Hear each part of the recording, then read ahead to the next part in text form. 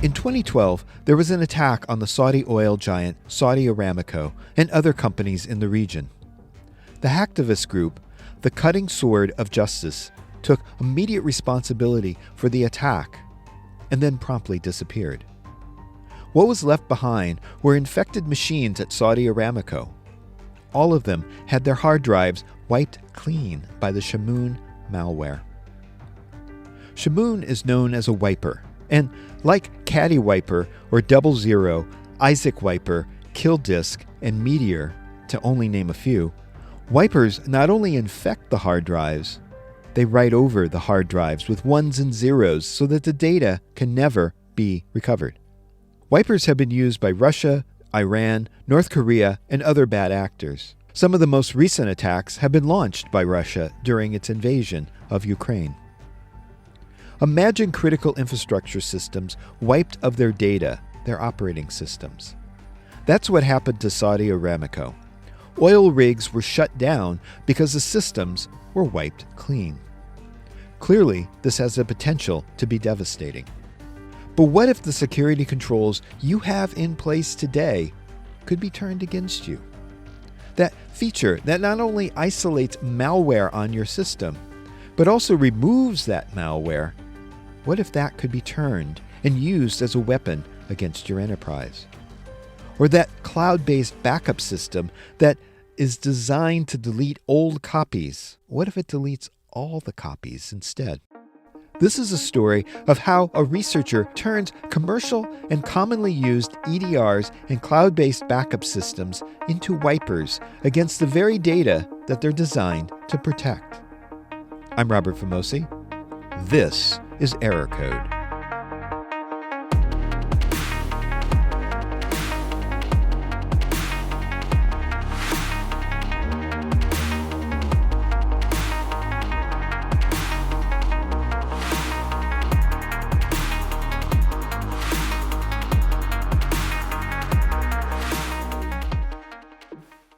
My name is Yair, and I'm currently the Security Research Team Lead at SafeBreach.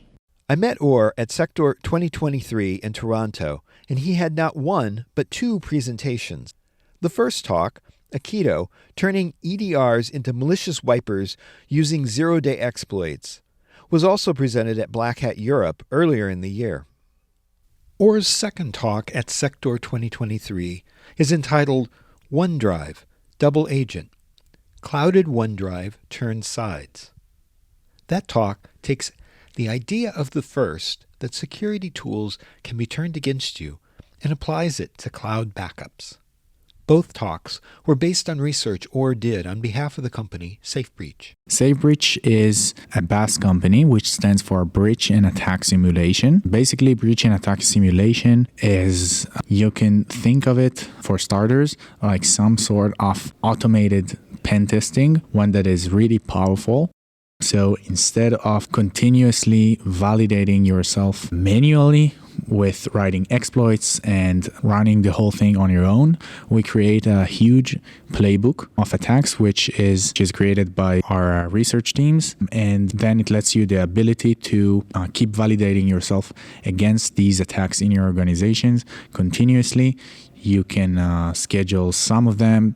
You can schedule all of them to run on certain days and certain hours. You can see what are the results, which security products stopped it or not, and what they report. And also you get rules to add to your security products in order to improve your security posture. Both talks at Sector involved using security tools already on a system, but converting them for use by an attacker. So would it be safe to say that these two talks could be classified into living off the land attacks? Yeah, you can classify it like that. But usually when we talk about living off the land attacks, then it's usually spoken about when we talk about more specific and small things. But these are really comprehensive attacks from the beginning to their end. In the first talk at Sector, Or talked about antivirus protection being co-opted in the endpoint protection on a network system. I'm curious, how did Or come upon this research? I didn't know that this is going to be my job before I got into that, and I didn't know how much I have interest in that. But I started as just a normal security researcher that works to find vulnerabilities in certain places. But when it got to SafeBreach, I was really given to the opportunity to just sit and think about ideas that will blow people's minds, to like to leave their mouths open, to show what's wrong in how we protect ourselves today, and do that in order to help defenders to create better detection methods and help us being protected.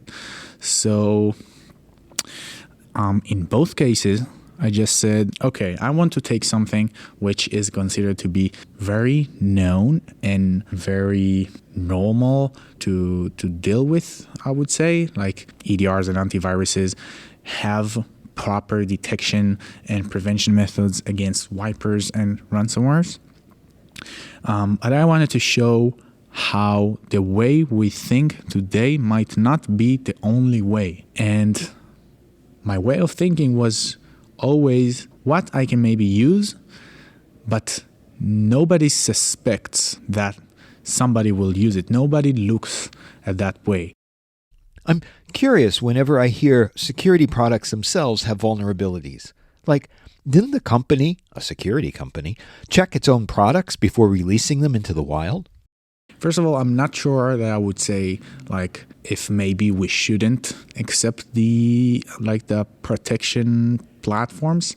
I just think that we have still a long way to go because we now think in a really standard approach of just someone that is trying to do the normal bad thing.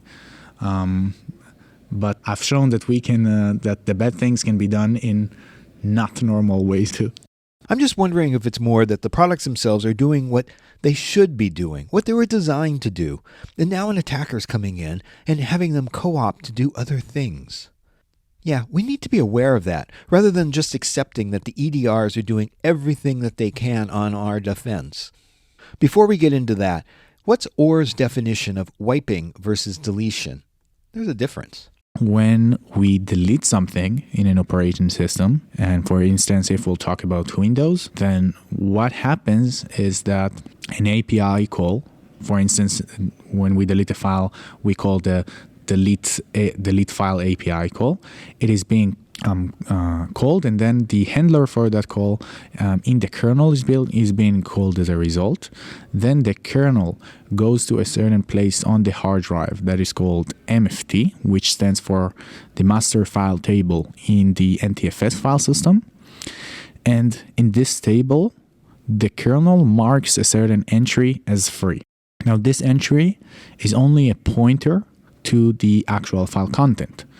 So what we do when we delete a file is really just to delete the pointer to it and not the content of the file itself. And the difference between that and wiping something is that when we wipe something, we also remove the content of the file itself. But potentially deletion can be escalated to a wipe, because if you're thinking about it, you'll realize that you can't just mark MFT entries forever and not use them again. So they may be reused, otherwise we'll be running out of disk space very fast. So when you create a new file, you basically get an MFT entry which was marked as free. And when you write new content to that file, then it overwrites leftovers of a deleted file on the free space on the disk.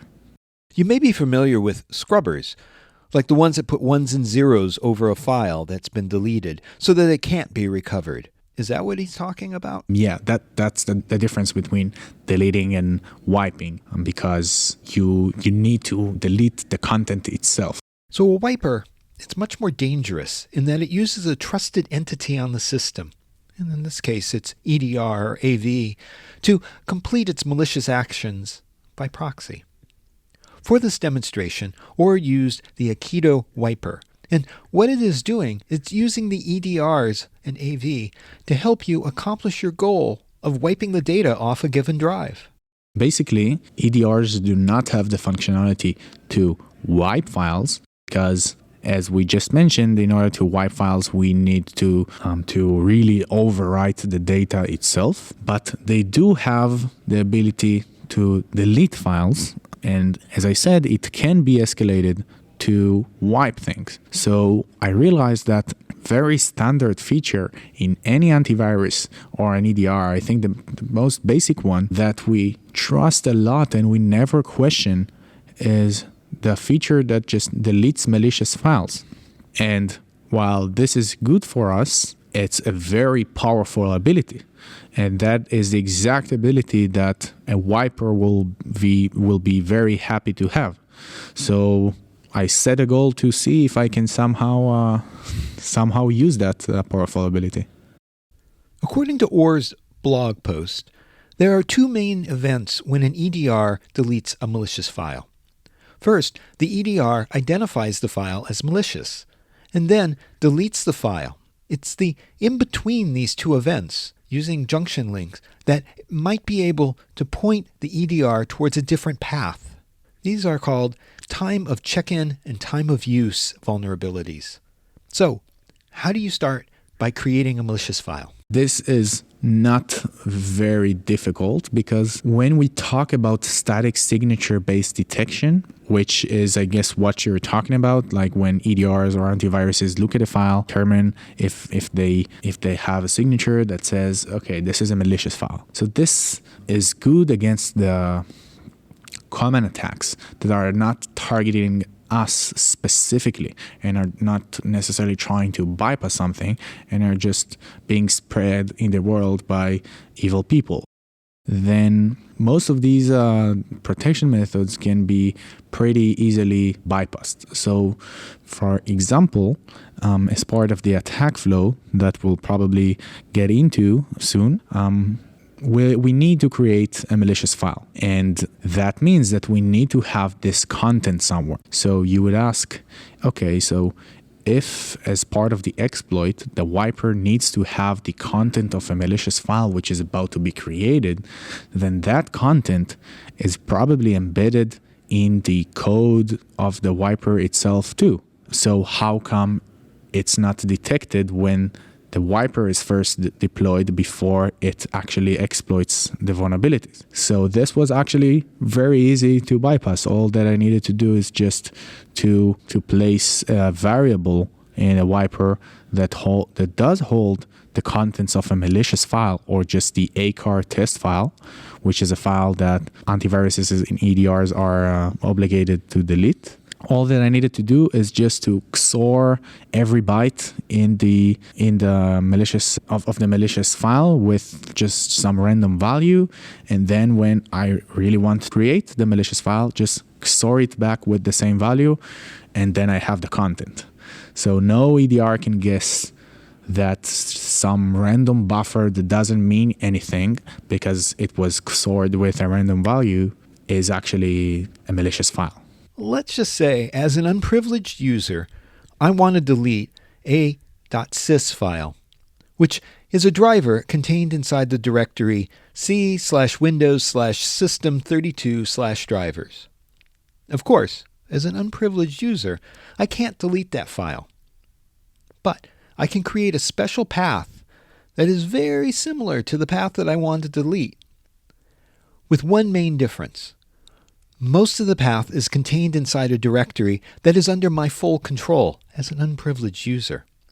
In this case, it would be c/temp/windows/system32/drivers.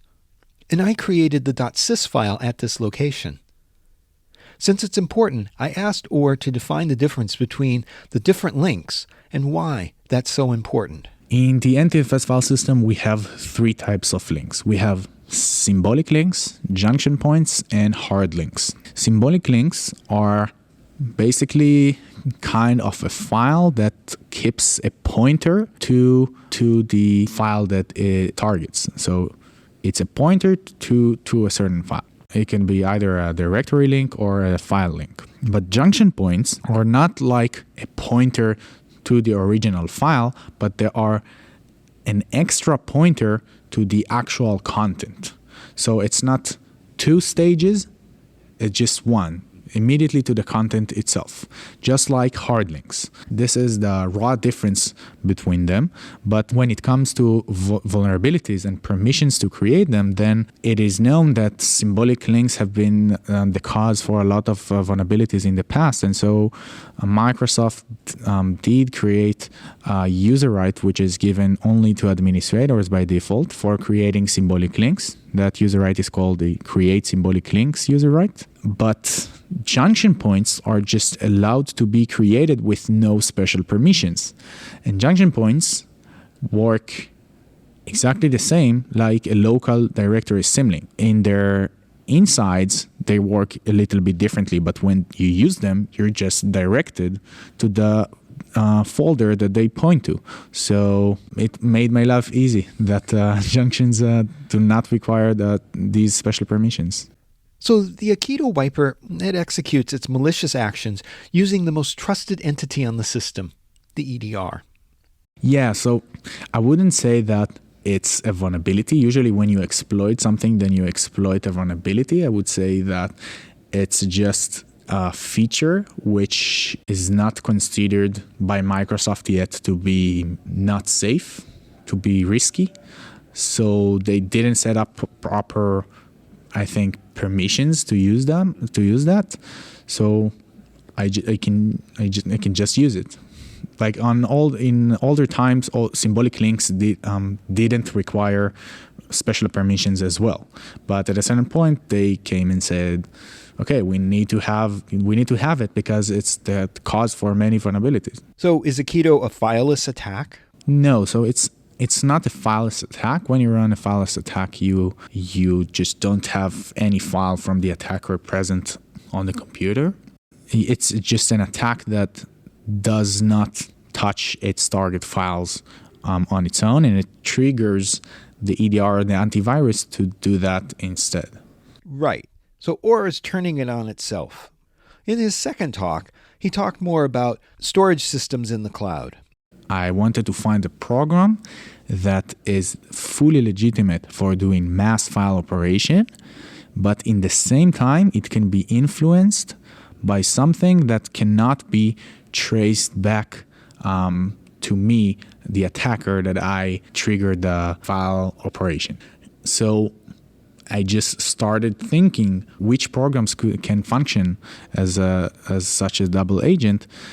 And I realized that local agents of cloud storage services would be probably best for it, because they usually create a local directory or a drive which is continuously synchronized with the cloud storage.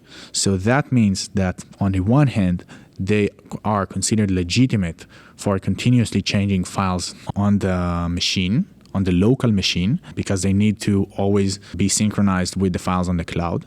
And on the second hand, you can just do a change in the cloud storage while you don't even run on the computer, and then the local agent will pull these changes and do them on the local computer, and that just leaves no traces. And this is a chain attack. You have to go through several steps to get to the end result, one of which is obtaining an access token.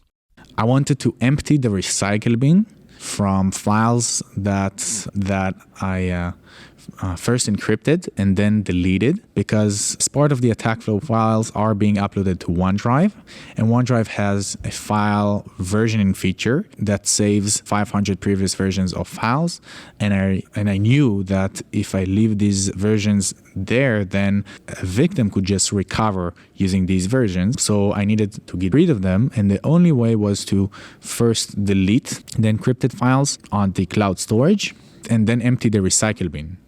So they'll be really gone. And in order to do that, I saw that first Windows, the local OneDrive Windows agent just does not have a way to empty the recycle bin. It just opens the browser if you want to empty it. And when I looked at how the OneDrive browser version works, then I saw that it uses a completely different API for emptying the recycle bin, which was it was just very different from the API that was used to modify or change files. And I saw that in order to empty the recycle bin, you must have a cookie that is called WLLSC, I think, which probably helps to verify that you are currently in a web Microsoft session with your Microsoft account. And it just seemed that it is not possible to do that without the cookie.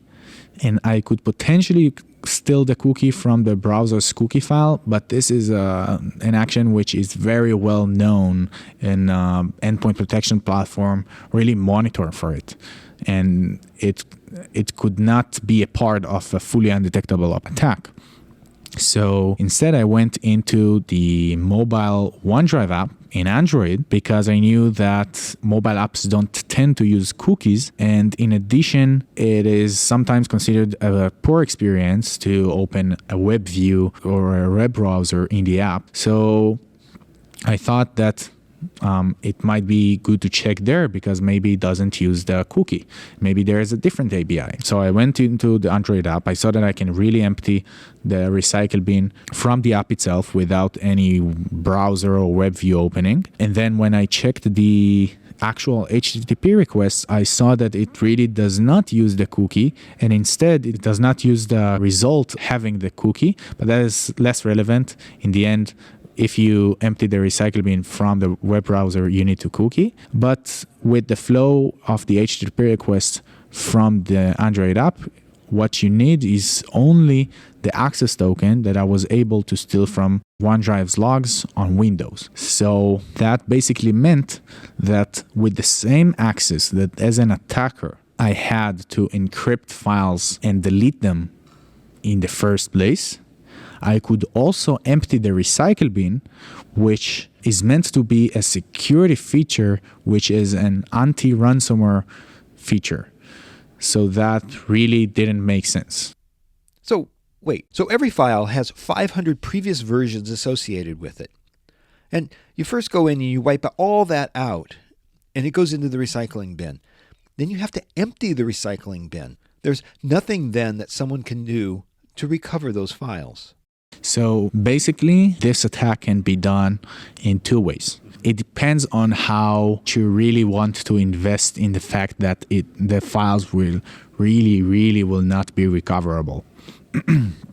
So the first option you have, because you just have to get rid of the previous versions, you have to delete the files and empty them from the recycle bins. The files that were uploaded to OneDrive as part of this process, because their original version is there.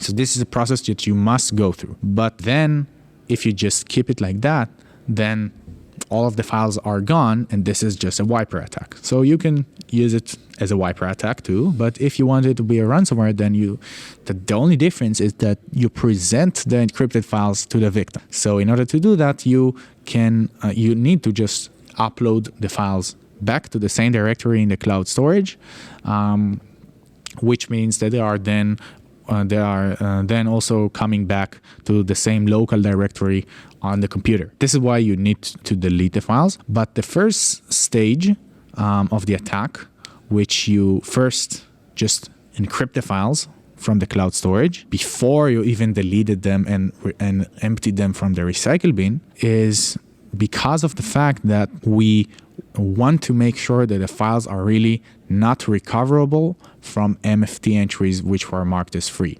Because if we just start by deleting all the files and then emptying them from the recycle bin on the cloud, then we won't have a way to overwrite the actual content which was left on the disk.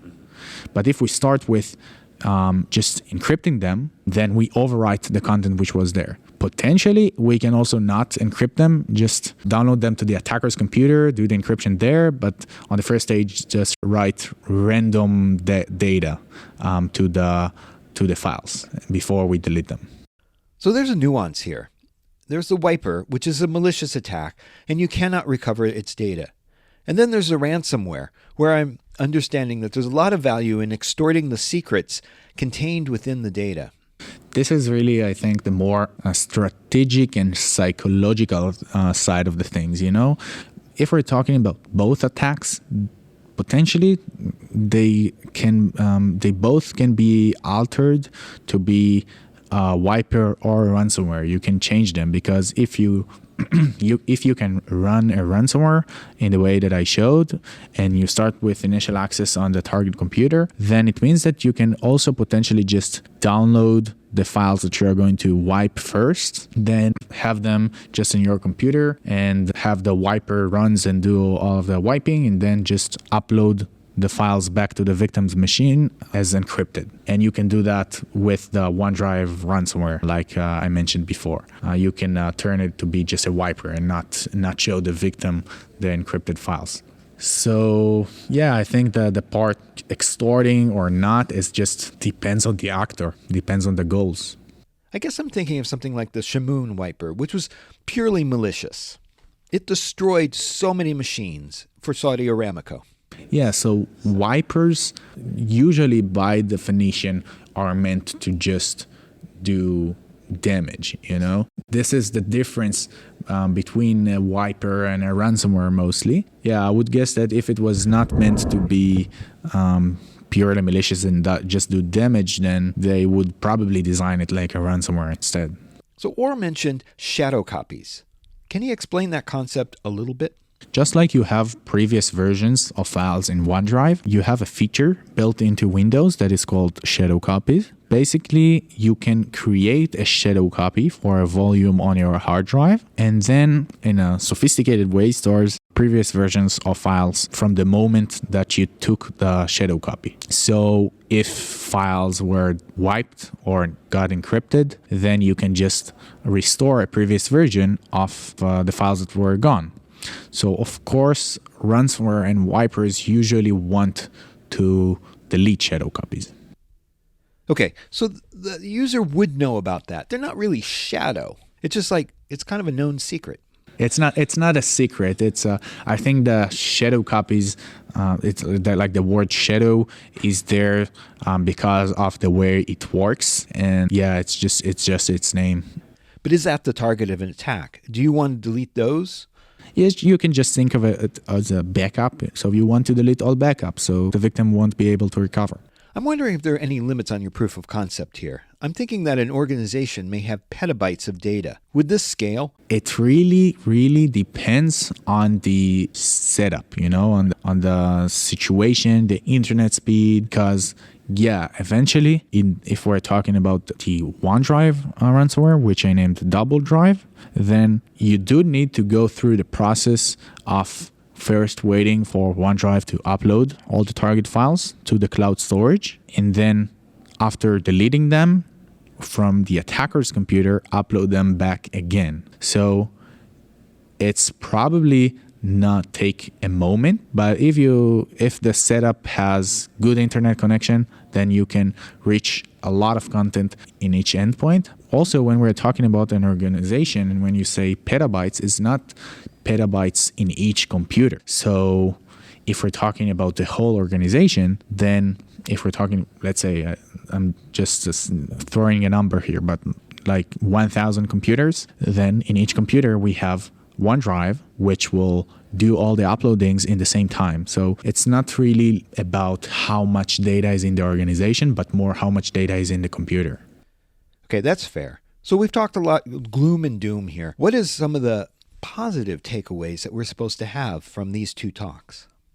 I think it really connects back to how I think about these attacks. And I think that the most important lesson is that we can't keep just trusting certain stuff and looking only at the stuff that we already know that can be risky. we need to start questioning everything, because this is the world that we live in right now. So it's good that we have security products that protect us, because they do protect us a lot. There are many things that they stop. It's good that we have OneDrive to back up our things and have previous versions of files. But we cannot say, okay, I have a security product, or I back up my files in OneDrive, so I'm safe. I'm immune. This is not the state. We need to always have multiple options to recover. We need to question everything and say, even if I have a security product, this can go wrong, so I need to have this instead. In general, now the vendors have responded, and OR indicated that some of them did in fact issue updates, while others, well, they're being more secretive about it. General, most security vendors really wanted to improve. They were really happy of their report and saw a good way to improve their products and help their customers. And so overall, most of them issued fixes and developed newer detection methods and fixed problems that fix their vulnerabilities. And this will not be the end, I have many more things that are upcoming.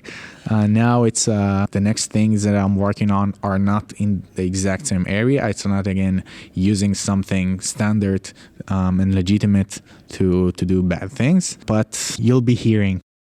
I want to thank OR for talking about this interesting idea of his, that is, taking trusted EDRs and cloud backups and turning them against you. It's an intriguing idea, and one that the vendors are actually taking seriously. OR reported that several fixes and workarounds had been issued, which is great, which is wonderful. That's what you expect from the industry. Still, this is a very clever mind that OR has, and I look forward to talking to him again in the future about other ways to exploit the uncommon. Hey, if you're enjoying Error Code, tell a friend. I'm sure there are other people out there who like narrative information security podcasts. And I'd really like to hear from you. Join us on Discord. Search for Error Code Podcast to join the server, or go to errorcodepodcast.com to get more details. And tell me what you like, and even what you don't. Hey, I've got some great episodes coming up, including cyber risk management with IoT and OT, more on quantum computing, and why we need to secure ICS SCADA systems in the cloud. Subscribe today. I don't want you to miss out.